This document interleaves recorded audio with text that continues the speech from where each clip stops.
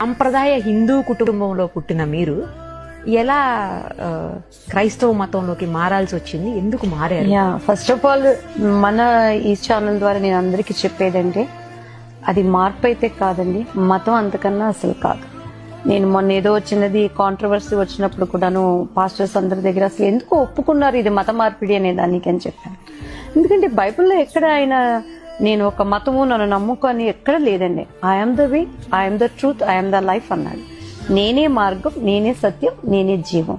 ఆ మార్గం ఏంటి, ఆ సత్యం ఏంటి, ఆ జీవం ఏంటి అది తెలుసుకోవటానికి బైబిల్ చదివినప్పుడు మనకి దేవుడు అన్ని సహాయం చేస్తాడు. కాబట్టి క్రీస్తు మార్గాన్ని ఎంచుకున్నాను అనటం సరియైన పద్ధతి. ఆ మార్గంలో వెళ్ళేటప్పుడు అసలు ఆ మార్గంలో నుంచి తప్పిపోకుండా ఉండటానికి చాలా కష్టపడాలి. అందుకే దేవుడు చెప్తాడు నా మార్గం చాలా ఇరుకైన మార్గం అంటాడు ఆయన. ఓకే. అంటే కానీ అది పోను పోను పోను